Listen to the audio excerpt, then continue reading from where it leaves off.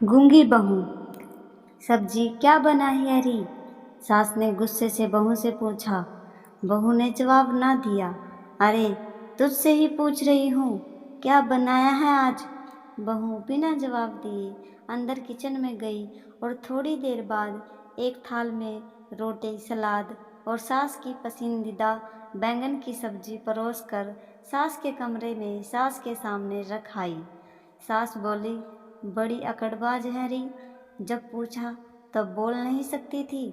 और यह रोटी किसके लिए परोसी गई है? मुझे नहीं रह खानी ऐसी रोटी, ले जा इसे यहाँ से। सास ने थाल उठाकर बेड के पास टेबल पर रख दी। बहू ने सब देखा मगर बिना कुछ कहे दूसरी थाल लाकर खाने को ढक दिया। दोपहर गुजरी, शाम आई, खाने को देख सास का मन तो ललचा रहा था मगर असली अकड़ तो सास में थी। बहू को इंसान न समझकर कुछ भी अनाप शनाप बोल देने वाली सास बाद में भी बहू से यही अपेक्षा कर रही थी कि बहू आए और सास जी को जी करते हुए फिर से अपने बेइज्जती करवाए। लेकिन इस बार बहू ने तय कर लिया था, अब वह एक चुप रहकर अपने फर्ज निभाएगी और चाहे कुछ भी हो लेकिन मुंह नहीं खोलेगी। देखते देखते रात हो गई, खाना टेबल पर ही पड़ा रहा। अब वक्त हो चला था कि बेटे के घर लौटने का।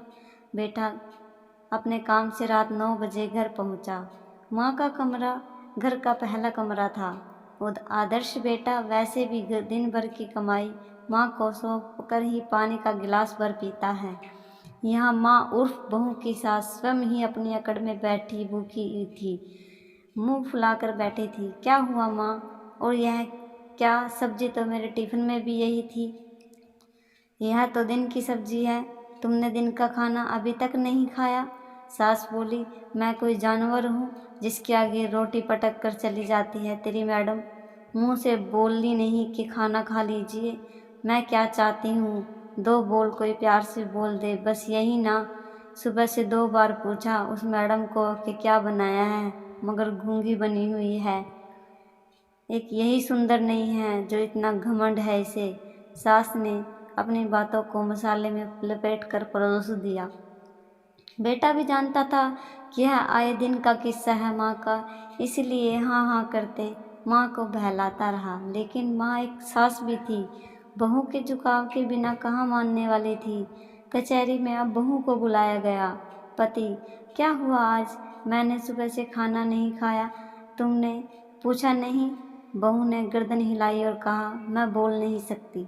सास का पारा चढ़ गया, तनक कर बोलने लग गई, यह देख, इसे क्या फर्क पड़ता है मैं जीऊँ या भूखी मर जाऊँ?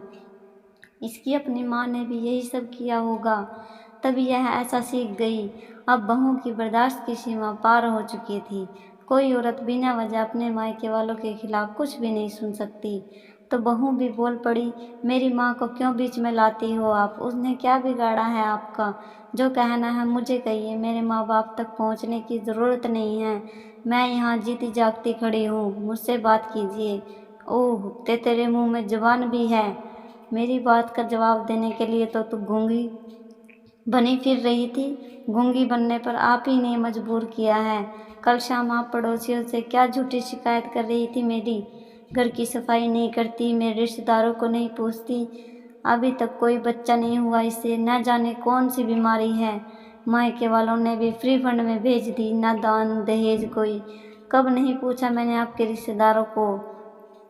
शादी को 1.5 साल ही बीता है, लेकिन साल से ऊपर तक तो आपके रिश्तेदार यहीं आते जाते रहते थे। मेरे अकेले के आराम के लिए ही कोई जगह नहीं होती थी घर में। उन्हें अपना कमरा तक सौंप देती थी मैं। अब जब मेहमान इतने दिन, इतने साल, महीने तक आते जाते रहेंगे और हम पति पत्नी को अलग अलग कमरों में रहना पड़ेगा, तो कहाँ से गोद भरेगी मेरी? और रही बात दहेज की, तो अपने जिन बिचौलियों को बीच में डालकर पीछे पड़ कर मेरा हाथ मांगा था अपने बेटे के लिए, मेरी शादी सुंदरता पर मोहित हुई थी आप। शादी से पहले आज वही सुंदरता आपको चुभती है मेरी, घमंडी लगती हूँ मैं आपको। आपके उन बिचौलिए से पूछिए, उन्हीं ने कहा था आपके वचन है कि मेरे घर में सामान की जगह नहीं है, इसलिए कोई दहेज ना दे। बस बेटी सौंप दे।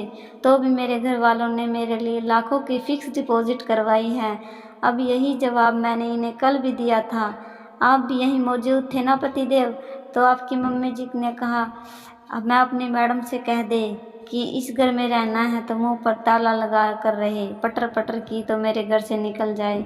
आपके सामने रोटी का थाल परोस कर जाती हूँ, बिना कुछ कहे तो आप अपने आप को जानवर मानने लगी। लेकिन आप जो आए दिन मेरा तिरस्कार करती हैं, अपने शब्दों से ही मुझे नोच डालती हैं, यहाँ तक कि मेरे मायके वालों पर भी अपशब्दों का इस्तेमाल करने से नहीं चूकती आप। तो क्या इससे मेरा मन आपसे जुड़ेगा? भला मेरा मन मानेगा कि मैं आपको सम्मान दूं? और अगर मुंह खोलकर आपको आईना दिखा भी दूं तो आप जवाब देती हैं कि मेरे घर से निकल जाओ। मैं कब तक अपनी बेइज्जती करवाती रहूंगी? अब मैं अपना फर्ज चुपचाप निभाऊंगी, लेकिन आपसे मेलजोल या वार्तालाप नहीं करूंगी। आपको मुंह पर ताला लगाकर रहने वाली बहू चाहिए ना? तो अब से मैं वही गूंगी बहू बनकर ही रहूंगी। यही मेरे लिए आत्मसम्मान के लिए अच्छा होगा। दोस्तों, अगर आपको यह कहानी अच्छी लगी है तो प्लीज़ हमारी वीडियो को लाइक शेयर करें और चैनल पर नए हैं तो हमारे चैनल को सब्सक्राइब करें। धन्यवाद।